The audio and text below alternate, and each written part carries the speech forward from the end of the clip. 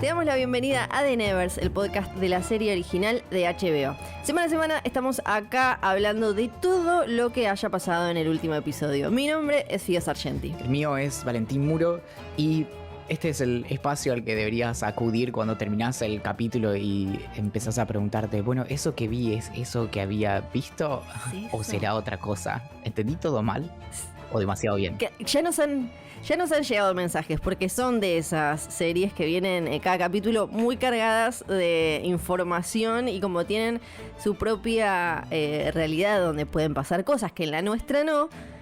Hay dudas. Nosotros no es que sabemos todo, pues la serie juega con misterio y nosotros vamos viendo los episodios con ustedes, pero podemos aclarar algunas cosas y por lo menos charlar y desmenuzar, y también con ustedes que nos mandan mensajes. Sí, en eso igual la serie está siendo bastante como cumplidora, es decir, no suele mantener los misterios durante mucho tiempo, como la tensión se va disipando y aparece una nueva. Sí, y que alimenta como al gran monstruo y elefante en la sala, que es como el gran arco que por lo menos va a tener algún tipo de resolución cuando lleguemos al sexto capítulo que va a ser el fin de esta primera parte, y que ya estamos en la mitad y eso se nota o no en este capítulo que ya estamos ahí como, bueno, se llama por algo el capítulo Ignition, ¿no? Como que es el comienzo de cierto como recorrido final por lo menos de esta primera parte. Y obviamente no es accidental que esta cuestión como de la ignición o del encendido tenga que ver básicamente con Bonfire y esta cuestión de qué es lo que ella está liderando y poniendo en marcha. Y bueno, y un poco también en eso, en la estructura como del episodio, no es exactamente simétrica, pero arranca y termina con Bonfire y con esta especie como de demostración de poder, ¿no? Como de lo que nos enteramos como en el episodio anterior y en este continúa, es esto de que Annie Bonfire era parte de la, como, ¿cómo se le llama? Como el grupo de villanos, el grupo delictivo. Le podemos decir crew, troop, team, equipo, banda. De la banda del Vegar King y en algún momento, bueno, se salió y acá viene y hace una clara demostración de poder y dice, muchachos, por acá no. Claro, y que estaba con ella, con Malady, y en un momento, bueno, hay una frase muy buena que dice, que ahora la podemos repasar, que habla sobre por qué se cansó de estar de un lado y ahora termina pasándose a otro, y en este episodio nos la pasamos con nuestras protagonistas, con las protagonistas Touched, con quienes tienen estos talentos especiales y creo que en realidad todo el capítulo gira alrededor de una pregunta que es ¿cuál es el gran plan de Amalia True? ¿Qué es lo que ella quiere? ¿Qué es lo que puede hacer? ¿Qué es lo que hizo? Es como su figura aparece a lo largo de casi medio que casi todas las conversaciones. Es esto, la gente que vive con ella, de sus enemigos, de gente que está viendo ahí si es enemiga o no, gente como Bonfire Annie que termina aliándose a lo largo de todo el episodio, que dura 1 hora más o menos. Lo que tenemos es esto, es como, bueno, venimos viendo a Amalia, es la protagonista, sabemos que tuvo su vida complicada, sabemos que tiene, acá como ella lo dice, tiene problemas con el alcohol, es demasiado, como decimos en Argentina, calentona, enojona, cabrona, como que se enoja y pega piña. Dice, lo primero que pienso cuando conozco a alguien es cómo lo puedo matar, pero sí, espectacular. Pero, ¿a quién no le pasó? Bueno, empecemos por eso. Pero después, ¿qué es lo que ella quiere lograr? Ok, está juntando a toda esta gente que vive en esta casa, como si fuera una especie de orfanato y de residencia, pero ¿a qué apunta? ¿No? Que es algo que le van preguntando todos. Apenas arranca el episodio, lo habla con Annie, ¿no? Que le dice como, bueno, ¿qué estás haciendo? Estás como juntando a toda esta gente acá y van a después salir a derrocar a la corona, y ella le dice algo así como, nada tan grande ni tan chico, ¿no? Es como, pero ella no termina de darle una respuesta certera a casi nadie. Incluso cuando ella no está, hay personajes hablando, tratando de entender qué es lo que quiere hacer ella. Pero es que hay algo que en realidad medio que sobrevuela lo que estás diciendo, que es que estamos asumiendo muy fuertemente que de hecho tiene un plan. Y eso es también lo que un poco, obviamente, genera desesperación al interior de la serie, obviamente, de, bueno, a ver, ¿a dónde estamos yendo? Y por otro lado está esto de, bueno, la capacidad de improvisación en última instancia. Y en eso lo que está también es esto de las lealtades. Entonces en esto, por ejemplo, lo de Bonfire, que estaba con el Vegar King y después se va con Malady y dice, bueno, básicamente el criterio es que no hacía como suficiente dinero. Entonces lo que ves ahí es que a veces en estas historias pensamos que todas las lealtades se dan como casi ideológicamente, porque están a favor de una causa o lo que sea. Y acá en realidad hay una cuestión mucho más fuerte de conveniencia. Pero eso es lo que aparece también como al final del episodio, que es esto de, bueno, en realidad cuando Bonfire Annie se quiere sumar a Amalia y a las chicas en el orfanato, lo hace no por un beneficio en ese sentido, sino más bien por una causa. Y ahora la pregunta, que es la que vos estás haciendo, es, bueno, ¿cuál es esa causa en última instancia? Y está esta cosa de... bueno, que por un lado lo que vos decís, la causa, y le dice Bonfire Annie que se cansó de acertijos, que también aplica, bueno, a Malady directamente, que ya habla de manera muy especial y toda profética y demás, pero también a Amalia, que Mary, que es un personaje clave de este capítulo, obviamente, #Blessed, y entre signos de pregunta también, porque en estas series nunca sabe uno, nunca sabe nada, pero ¿qué es eso de hablar un montón, porque son las cabezas de cada bando, pero qué dicen y cuánto aclaran y cuánto no? Porque Bonfire Annie habla de plata y de hablar así como que no se le entiende y acertijos. Y está eso también todo el tiempo en el episodio sobre... ¿Qué dice uno cuando habla y qué decide mostrarle al otro con todas esas palabras? O si simplemente estás como hablando y diciendo muy poquito y dando vueltitas, ¿no? Sí, que en eso el personaje de Amalia también un poco oculta su misterio, porque hay otros personajes como más misteriosos en sí mismos, pero ella es bastante como directa, de hecho, hasta al punto de si hace falta, va a las piñas y listo. Que es verdad lo que decís, porque ella usa como esta especie de... medio como sería una herramienta narrativa del relato propio, ¿no? Que es, al toque expone cosas que se pueden considerar como falencias o miserias, ¿no? Esto de decir como me acuesto con hombres de los que no sé el nombre, tomo mucho, pego piña patada antes de saludar... Y como que ella te tira eso encima para que quizás vos creas que ahí hay como una honestidad o que esta persona está desnudando su alma y sus partes más oscuras. Y en realidad es medio como que te tira una para que te distraigas y pienses que ya viste todo y te está faltando la parte más importante. Incluso... en la conversación que creo que quizás es la que puede llegar a contarnos un poco más de ella, que es la que tiene con... Y este me mata porque este siempre es un nombre que cuando lo decimos en español y está en inglés, quedamos re ridículos para mí. Horatio. Sí, porque nosotros le diríamos Horacio. Si en el medio de la... Esto es algo que pasa en Argentina. Yo no sé en sus países si nos están escuchando de otro lado, pero en Argentina es raro cuando alguien pronuncia algo muy bien en inglés metido en una frase en español, ¿no? Creo que en México no les pasa tanto, por ejemplo. El ejemplo de eso es, por ejemplo, Twitter.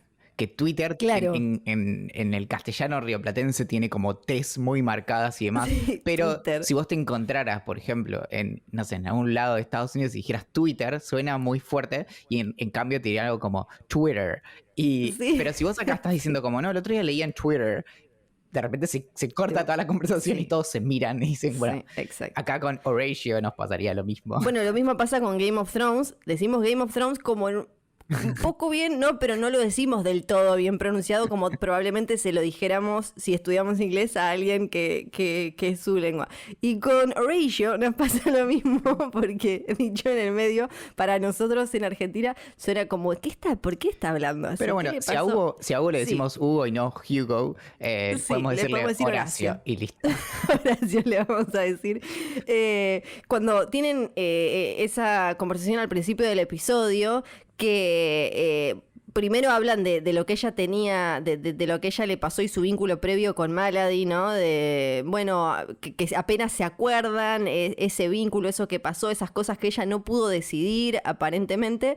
Y está esto también de el vínculo que tenían entre ellos dos, el casado que la sigue ayudando, pero ella es como ella misma le dice, soy tu error, perdóname por no ser, ¿cómo es que le dice? Más humilde en esto de ser tu error, o una cosa así, le dice, ¿no? Como quizás, bueno, obviamente para mí su vínculo que más la humaniza es el de Penance, pero acá también me parece que puede haber algo. Sí, y también hay, más allá de lo físico, ¿no? Y está este triángulo entre Horacio, Amalia y Malady. ¿Viste? Que sí. cuando le dice como, bueno, yo la creé a Malady, y entonces eso, de hecho, no sé si es algo que nos vamos a enterar como en el próximo episodio o al final de esta mitad de temporada o qué, pero hay algo que es como que básicamente la historia de estas tres personas remite hacia hace 3 años cuando la encierran a Malady. Sí. Vamos como agarrando, ¿no? Un montón de información de Amalia a lo largo del episodio en diferentes conversaciones, como decíamos. Esa es una. Esto de que él es importante para ella y Malady ahora lo sabe y sabe que tienen un vínculo, que Malady le dice, yo a vos no te voy a hacer nada porque vos sos médico, pero no de los que tocan la cabeza, ¿no? Y claro. Esto que hablábamos en el primer episodio. Después en la conversación de Amalia con Mary, que ahora cobra obviamente después de los sucesos del final del capítulo, una importancia más fuerte todavía, que Amalia dice, hace 3 años me desperté sabiendo cosas que no tenía que saber, hasta yo llegué a creerme que estaba loca, y esto de que Mary dice como, bueno, estoy bien acá, pero esta mujer igual al final termina confiando en ella, ¿no? Porque decide cantar, no se lo pregunta y va, o sea que Mary esa duda de alguna manera se la saca. Y al principio del episodio, cuando están con Penance y el opio, bueno, hace como ahí sus magias y están bajo la influencia, que hablan de esto de, ¿sentiste ese trueno el trueno que no fue? Y Amalia dice, lo siento todo el tiempo. O sea, es un alma, mente y cuerpo en el que hay un montón de cosas sucediendo adentro, de que por ahora solo espiamos un poquito. Sí, bueno, eso, toda la secuencia como de el opio y de básicamente de estar drogadas Sí. y como todo el juego que hicieron, creo que hasta lo hicieron breve, podría haber sido como extenderse más, pero después incluso tenemos a una Penance con resaca que de hecho termina inventando algo de lo que ahora vamos a hablar. Pero antes de eso, sí. Me pude empatizar mucho con eso de Mary, que cada vez que se la cruza a Amalia le dice como, sí, ya estoy trabajando en eso, y Amalia le dice, bueno, no hace falta, como que podés hacer otras cosas, pero me hacía pensar como cuando alguien te pide algo y después te lo cruzas en lugares y vos sabés que es como cuando le decís como, ya sé que tengo un mail tuyo y no te lo respondí, pero te juro. Sí. Que ahora es tremendo porque ahora eso pasa todo el tiempo, es básicamente WhatsApp, acá volviendo a costumbres de Argentina, acá usamos WhatsApp, y que creo que cuál es en toda Latinoamérica lo de WhatsApp, tengo entendido, me parece que no en Europa ni Estados Unidos, pero es cuando alguien te habla en WhatsApp y vos decís como, uy, no le debo eso, que tenía un no sé qué, no sé cuánto, y decís, y quizás te habla de cualquier otra cosa, pero vos no podés saludarla como si no pasara nada y hablar de cualquier otra cosa, de un capítulo y evitas, de Neverland. y evitas a esa persona y la otra persona piensa como, uy, ¿qué le hice? Y en realidad no pasó nada, es que vos te estás sintiendo culpable por no haber escuchado su audio, por ejemplo. Y eso es lo que de alguna manera la estaba reteniendo a Mary, entre como ese cargo de conciencia y esa duda, ¿no? Es lo que después al final te queda esa idea, como, bueno, ella se ve que pudo cantar primero una vez que habló con Frank y que de alguna manera se disipó ese temor. Y esa carga, ella sentía como que cantar era algo que tenía que hacer, cantar, con mayúsculas y subrayado, claro. ¿No? Estamos hablando. Sí, que en eso también está algo que como de lo que pesa en varias de las conversaciones que vamos viendo en estos episodios, que es esto de algún modo, ya la expresión que usamos, ¿no? Como touched, o las personas que fueron tocadas. Sí. Y esta cuestión también, que es un poco lo que está en el discurso de Malady, de, bueno, hay una suerte como de designio divino, como hay un motivo. En vez de que, lo primero que podríamos pensar es básicamente es completamente aleatorio, como a algunos les cayó el copo, a otras personas no hay nada como de el destino en todo eso. Pero la manera en que estas personas lo interpretan en muchos casos es como, bueno, yo fui tocada, entonces tengo como cierto rol que cumplir. Y un poco eso es lo que está de fondo con esto de Mary, me parece, como en el cambio de actitud, que de repente es como, bueno, más allá de lo que yo quiera, un poco esto es lo que me toca por haber sido tocada. Exacto, sí. No quiero avanzar sin charlar un poquito de el arranque del capítulo y bueno, después lo que vemos del Beggar King, que bueno, todo empieza en un distrito de Londres que se llama Limehouse, en el este de Londres, que tal vez vos decís, yo ya escuché este nombre, porque viste, a veces son lugares que uno no conoció, quizás no va a ir nunca en su vida, pero decís, esto ya me suena.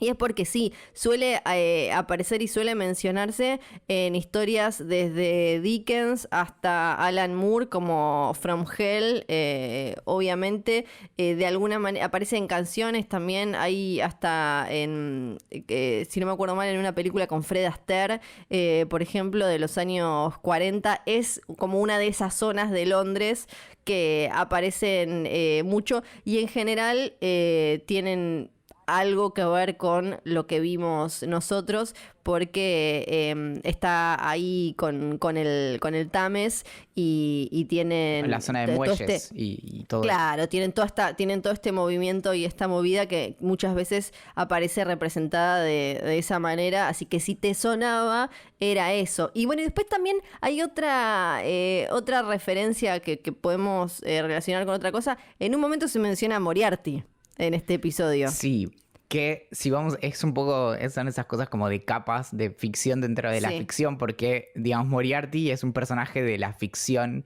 en el universo porque en ese momento es en el que justamente se estaban publicando y las personas como leían esos, básicamente la obra de Arthur Conan Doyle, de Sherlock Holmes, que igual Moriarty en las historias aparece mucho menos de lo que nosotros tenemos recuerdo. Como que se le dio mucho más lugar en series y películas y demás de lo que aparece si unimos como todas las historias de Sherlock Holmes.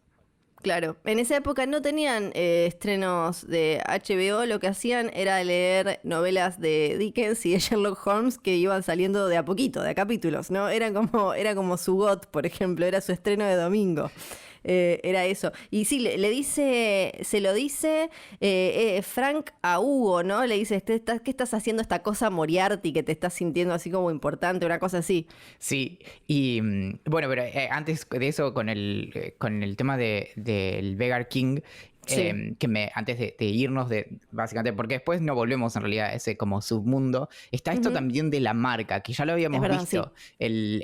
Que en el episodio anterior habíamos visto como esa marca, ¿te acordás? Como en la piel, que yo no entendía bien qué era, y es la marca de pertenecer justamente a su banda. El problema es eso, es el precio que tiene como sumarte a una banda en la que te marcan la piel así y cuando te vas literalmente te sacan ese pedazo de piel. Mejor tener un chaleco, ¿no? Mejor tener un chaleco, un parche, algo que te puedan sacar. Sí. O algo, claro, no sé, como un sticker, algo como más fácil de que no se te puede infectar. Claro. Que no se te puede infectar, por favor. Y lo vemos ya acá a Nick Frost como el Beggar King jugando un poco más fuerte porque los problemas, esta batalla entre Touch que estábamos viendo, se está metiendo ya con su negocio, entonces ahora es otro personaje que además de, obviamente que en realidad lo que le importa es que ahí su mercancía robada y demás terminó sufriendo. Lo que le importa es eso. Ahí es cuando cuenta después también esto de que conocía a Bonfire Annie. Y otra vez aparece esto, bueno, ¿qué quiere esta mujer que me está complicando el negocio? ¿No? Cada uno empieza a estar atento a lo que hace Amanda. Declan, o sea, el Vegar King, por esta cuestión como, che, ahora se está arruinando mi negocio de alguna manera. Y fue lindo verlo a Nick Frost en ese papel, ¿no? Es medio raro decir, pero fue lindo verlo sacándole el pedazo de piel a ese matón que no enfrentó y abandonó la mercancía que tenía que cuidar. Fue lindo verlo en ese momento y tengo ganas de seguir viéndolo a Nick Frost en esta serie. Pero después, volviendo a Frank y Hugo, que mencionan esto de, está haciendo esta cosa a lo Moriarty, también hablan como de en qué anda esta mujer, Amanda, y lo tenemos a Hugo, que lo vimos haciendo estos castings para buscar Touch para... Sí, turbio. Bueno, pero antes de revisar esta escena, quería repasar hasta ahora más o menos como los bandos que tenemos, ¿no? Como obviamente tenemos a Amalia, Penance y digamos el orfanato en general. Después tenemos, si se quiere, como al gobierno que no sabe bien qué hacer con las Touched. Sí. Después tenemos a Hugo, que quiere básicamente como reclutar a las Touched para su club. Después, hasta ahí vamos, ¿cuántos vamos? 3. Uh-huh. Sí. Después tenemos a Lavinia y al médico que quieren hacer experimentos. 4. Uh-huh. Y tenemos ahora también entonces al Vegar King que básicamente les tiene bronca porque que no quiere que se metan en su negocio turbio, básicamente. Claro. Sí. Entonces creo que entre esas cosas es que se van a dar también como las alianzas y no sé si habrá algo como inesperado entre las alianzas que se harán para probablemente algún enfrentamiento en algún momento. Uh-huh. Sí, claro. Creo que Hugo y lo que hace la explotación sexual de los y las Touched es como el lugar mercantilista clásico, ¿no? De como, apareció esto nuevo, o mira, esta gente puede hacer esto, ¿cómo lo vendo? Básicamente, ¿no? Y incluso lo que él se pregunta medio es como, ¿cómo puede ser que esta mujer que Amanda está reclutando, está juntando touch y no está haciendo nada? Como que lo que le genera duda es eso, ¿no? Como...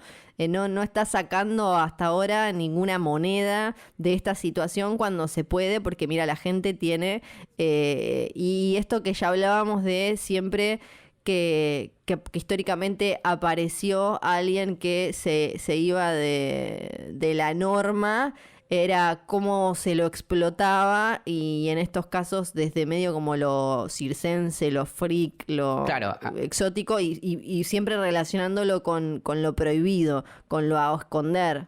Acá es medio como extremo, digamos, es casi una caricatura porque estamos directamente hablando de explotación sexual, pero... Sí. Pero sin llegar tan lejos es lo que vos decías recién, el circo, como mostrar como el freak show, básicamente. Que, digamos, acá es como llegar al freak show y se pasa 3 estaciones, pero está bien.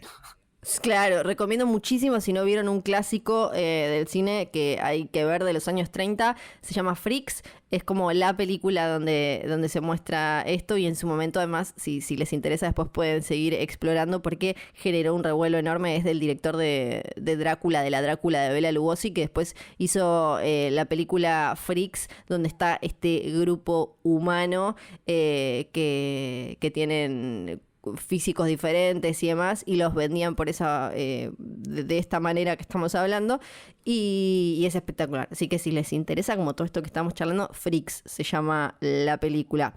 Y bueno, Frank y Hugo tienen toda esta conversación en la que además sabemos que hay otra capa ahora en este vínculo.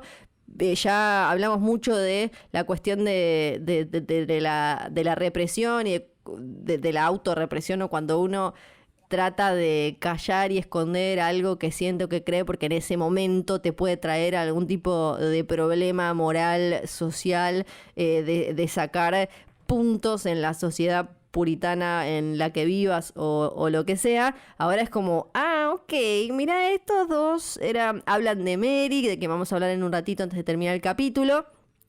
Y bueno, y se preguntan en qué anda Amanda. Antes, creo, lo habíamos visto a Hugo hablando con Oggy, y no termino bien de entender cómo o para dónde va a ir, porque esta sociedad que tienen, viste, como Hugo lo cuida, le dice, no, todo va a estar bien, vos no apareces en los papeles, ahora quédate a jugar al jefe. Entiendo y me imagino que va a explotar y que quizás va a terminar perdiendo un poco más Hugo. No sé qué pensás vos. No, yo creo que es al revés, que, Mira. que el que va a terminar perdiendo porque es el que está en los papeles es Oggy. Porque Sí. pensá, digamos, Sí, claramente el otro me imagino que va a tratar de zafar y hacer todo de que el otro se hunda. a ver, esto es un buen consejo para la vida. Si viene un amigo y está en una super turbia y te dice, no, vos firmá y vas a ser la única persona que aparece legalmente ahí porque no importa la excusa, ya sabes que está todo mal. Como, no hay forma de que eso como pueda salir bien. Y por otro lado, hay algo que no sé si será explorado o no, pero es esto de las muchas formas en que encontrás que tras un velo de supuesta caridad, que es lo que hacen como básicamente los hermanos Whitlow, que son Lavinia y Oggy, que ayudan como a las y los Touched, pero una quiere hacer experimentos con ellos y el otro está vinculado con un club de explotación sexual de estas personas. Entonces medio que ninguno queda bien parado y de hecho la causa que supuestamente tienen medio que queda completamente como corrupta. Sí, sí. Bueno, eso lo dejamos ahí en la pizarra de cosas que van a explotar en cualquier momento. Igual, y claramente Oggy tiene que salir bien parado porque es como que es como buenito. ¿O no?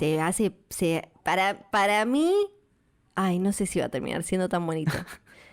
No sé si va a terminar así, no quiero mentirte. Bueno, después tuvimos un poco, mencionaste que hay gente que en el gobierno y demás que está viendo qué hacer. Vimos un poquito de eso en este capítulo también. Y nos metimos un poco la señora Mitchum, que se encarga de cuidar la casa de este buen hombre que aparece hasta ahora como el antagonista oficial, ¿no? Más cerebral.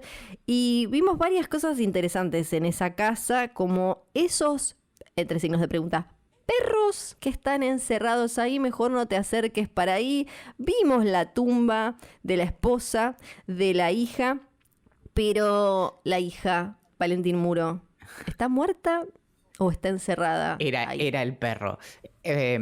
Bueno, que también eso resuelve esto que vimos del primer episodio que también es una pregunta que nos podemos hacer, ¿viste? Cuando aparecen como los copitos que otorgan estos poderes, que quizás, o sea, por ejemplo, a quienes les modificó el cuerpo, ¿fue inmediato? Claro. Y entonces en eso, como esta hija de Massen, que eventualmente, según la tumba, está muerta, está ahí encerrada. Y un detalle es que la madre murió un año después. Y entonces ahí yo creo que nos están diciendo que murió del disgusto. Sí. Sospechoso. Sospechoso. Tenemos entonces, en todo lo que vimos ahí de la casa de Massen, esa duda, una marca ahora, ¿no? Que hay y cosas interesantes que él dice. Bueno, primero esto de dejar de buscarme porque habían escuchado algo de una viuda, o sea que él había estado hablando de Amalia, otra persona que estuvo hablando de Amalia también. Y le dice, deja de buscarme mujer, deja de buscarme ese barco ya zarpó, le dice, pero están instalando el teléfono y tienen una conversación que yo me imaginé que a vos te iba a interesar particularmente, que, bueno, primero hablan como de este tema de trabajadores organizados que también están enfrentando, ¿no? Como, y le dicen, es vagancia, ella dice, es vagancia organizada, deberían estar satisfechos con un sueldo y guía, que ahí hay un montón para desarmar porque ella también es una empleada. No como esta cosa clásica que se repite a lo largo de los siglos y las décadas. Y después también hablan del progreso y él le dice, me parece la degradación del progreso. Armamos casas para alejarnos de la gente y ahora ponemos máquinas para que se metan en nuestra casa, ¿no? Y ella dice, bueno, pero puedo comprar carne más rápido. Y a él no le gusta tanto. Y no solo eso, sino que se queja de que le pasan los cables. Y yo pienso en los problemas que se tiene como con el consorcio de los edificios cuando te instalan internet, que es como, bueno, pero no vayan a pasar cables por el frente porque después, bueno, se pudre todo. Y eso, como podemos ver, es un problema que existe hace al menos 120 años. Sí. Me gustó este concepto como de la degradación del progreso y la idea de progreso como en un momento se instaló y se le dio forma y quedó esa, y de golpe en cierto momento la gente que sostenía esa idea de progreso empezó a no engancharse tanto y decir, quizás esta no estaba tan buena, ¿no? Como el establishment, por decirlo de alguna manera, y empezó a bajarse del tren del progreso y como a veces también pensamos que es algo que está escrito en piedra lo que significa progreso y es mucho más charlable, ¿no? No solo eso, sino que en realidad lo que estás diciendo también en gran parte implica esto de no saber lo que va a pasar. Entonces, por ejemplo, un poco está en lo que vos contabas. Como hacemos algo que en principio es como el teléfono, que puede, no sé, resolver algún problema práctico, pero no nos damos cuenta en realidad de todas las consecuencias como impensadas que tienen ese tipo de cosas. Y en general, para muchas de las cosas que caen bajo lo que podríamos llamar como progreso, pasa eso, que vos, digamos, haces algo que en principio como superficialmente es súper inofensivo, pero nada, termina esto como generando, por ejemplo, movimientos sociales, o no tanto generándolos, sino permitiéndolos. Por ejemplo, todas estas herramientas de comunicación permiten organizarse y de manera remota, entonces, bueno. Claro, es verdad. Y otra cosa también que me dejó pensando esta conversación es cómo históricamente si uno se pone a ver bien los hitos de lo que se llama el progreso de la humanidad comúnmente, está todo como siempre protagonizado y quienes lo llevan adelante son hombres blancos. Ese es como el relato que nos quedó y que nos llega acá, ¿no? Incluso, por un lado, como siempre que no aparece lo que hoy consideramos hombre blanco como protagonista, se desconfía y se generan como un montón de mitos, como quién hizo la muralla china, quién hizo las pirámides, ¿no? Ahí es como, deben haber sido extraterrestres. ¿Por qué? ¿Por qué eso lo hicieron extraterrestres y las otras cosas las hiciste vos, Juan Carlos? ¿Por qué? Bueno, y es que con eso también algo que es muy, muy loco es que también es muy distinto cómo se perciben las cosas en el momento y luego. Porque si yo ahora te pregunto, bueno, muy bien, Fío, lo que estabas diciendo, pero vos cómo sabés acerca de tal cosa y vos me decís, bueno, básicamente porque lo leí en base como fuentes históricas y ahí te decís como, bueno, ¿y cómo fueron escritas esas fuentes históricas, por ejemplo? Claro. Y entonces en eso hay algo, lo más interesante de la historia o como digamos, los historiadores y historiadoras, como la historiografía contemporánea, es que muchas veces vuelven a revisar cosas y se dan cuenta, por ejemplo, de cosas que a nosotros nos resultan a veces divertidas, que es que en el 1700 pasó algo y se escribió algo en ese momento. Después, en 1850, 150 años más tarde, alguien escribió acerca de eso, pero de manera distinta. Y nosotros ahora leemos como lo de 1850 como si fuera como la versión oficial y y ahí es lo interesante de volver más atrás todavía y fijarse, bueno, y con eso, por ejemplo, justo que vos traías el ejemplo de los hombres, hay historias de ciencia que son interesantes respecto de, por ejemplo, mujeres que hicieron aportes a disciplinas científicas que en su momento fueron reconocidas, lo cual es raro, pero sucedió, tipo, nuevamente en 1750 y demás, pero que después, por ejemplo, a fines del 1800, cuando historiadores de la ciencia fueron a revisar eso y dijeron, no, esta mujer no puede haber hecho ese aporte.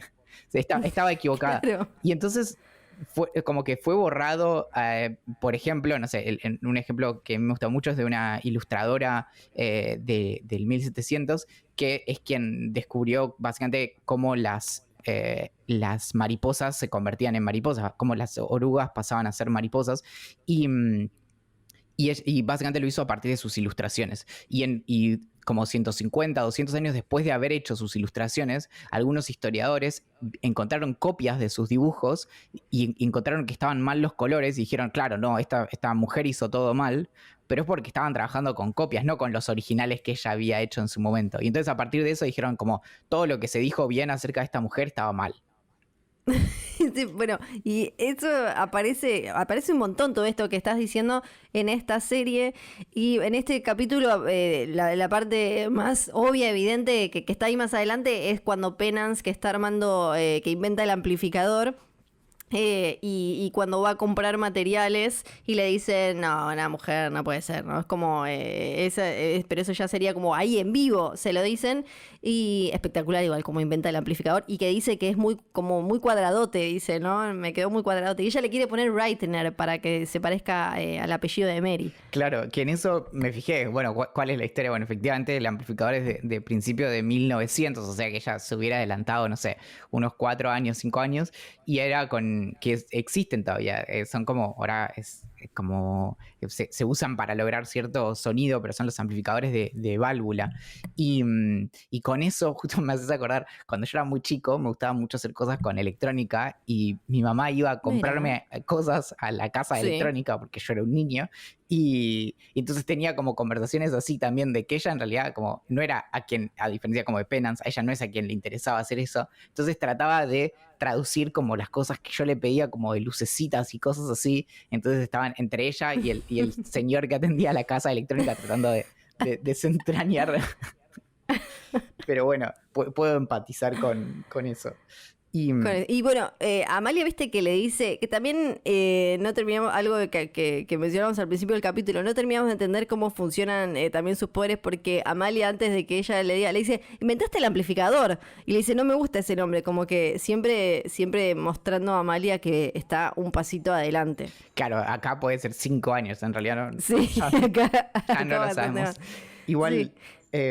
No, bueno, y en eso, de hecho, yo estaba esperando el final del episodio, digamos, la escena de la amplificación, porque estaba en uno de los primeros avances de la serie, que se veía como el canto en el aire como encima del parque.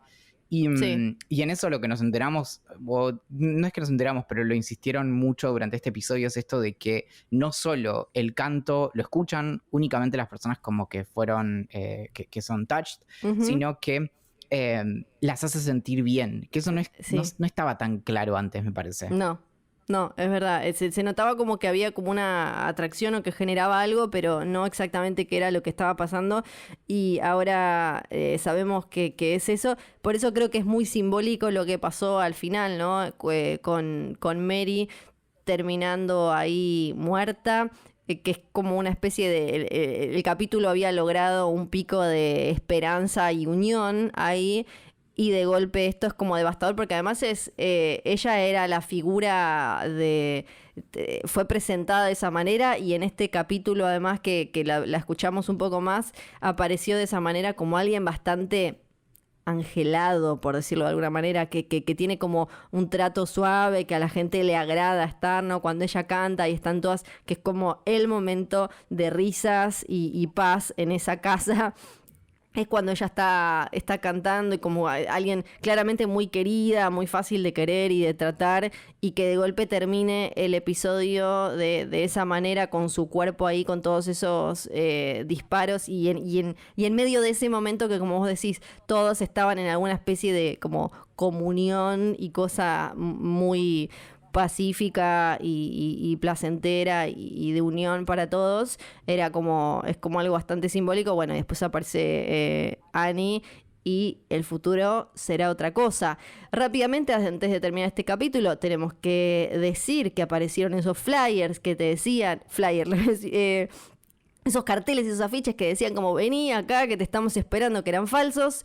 Fueron a seguirlo y finalmente por lo menos encontraron y sabemos la historia de la mujer que atendía en ese lugar. Ya entonces nos enfrentamos a varios de estos de estos minions, de estos matones, de quien probablemente sea como y el verdadero gran villano, ¿no? Que en realidad ellas la tienen ahí al lado todo el tiempo a Lavinia y no van a saber, pero estar un poquito más cerca. Cuando Lavinia le dice, sí, te puedo averiguar esto en 1 o 2 días, y vos decís como, no lo va a averiguar nunca, va a decir cualquier cosa. Sí, como voy a llamar con mi teléfono imaginario.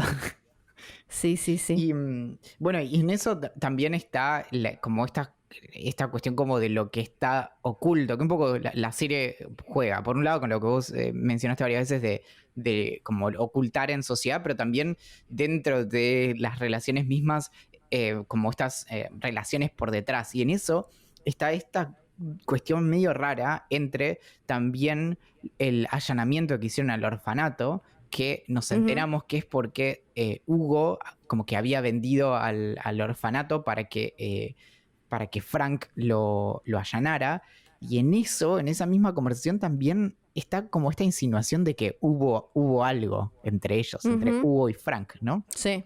Digo, la primera vez estaba borracho, después le dice, no, la segunda vez no. Era otra cosa. Ahí. Es uno de los vínculos humanos. Tenemos como los grandes problemas y después tenemos estas relaciones humanas. Como, bueno, a Malady la tenemos ahora ahí ya curada. Con un poquito más de información también con respecto a quienes Amalia considera cercanos. Vamos a ver cómo juega la carta ahora Bonfire Annie, que se pasó de bando y que todo el mundo va a tener claramente al comienzo del próximo capítulo un temple y un humor bastante distintos al de este episodio, ¿no? Está todo bastante caldeado, lo tenemos, decíamos antes, al Veigar King, que está diciendo como estas se metieron con mi negocio y sabemos desde que apareció por primera vez que lo que a él le jode es que se le metan con el negocio. Lo tenemos a Hugo también, que dice como, necesito, como decías también, necesito más gente especial para alimentar esto. Tenemos lo que estaba pasando en la casa de Massen, ¿no? Y todo eso. Hay un montón de cositas que veremos y seguro tengamos algunas respuestas, pero sobre todo me parece que va a haber bardo en el próximo capítulo, que se llama Undertaking. Que por eso no creo que vayamos a tener como una rápida como reanimación de Mary en toda esta historia, porque de algún modo necesitamos como una especie de tragedia originaria, que es lo que hace, por ejemplo, que de hecho, bueno, al final se hayan unido en contra de esto, como de estas amenazas que vienen en realidad de varios lados.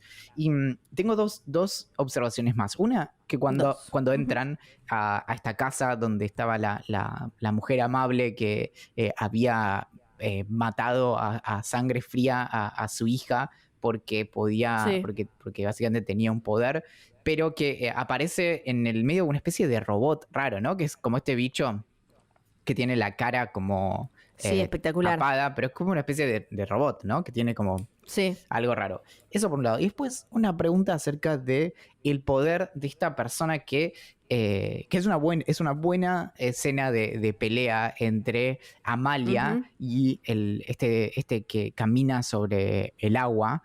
Y la pregunta es, ¿puede apagar ese poder, sí o no? Por ejemplo, ¿podría tirarse una pileta, o si se tira una pileta se desnuca porque se da Qué buena pregunta. Concreto?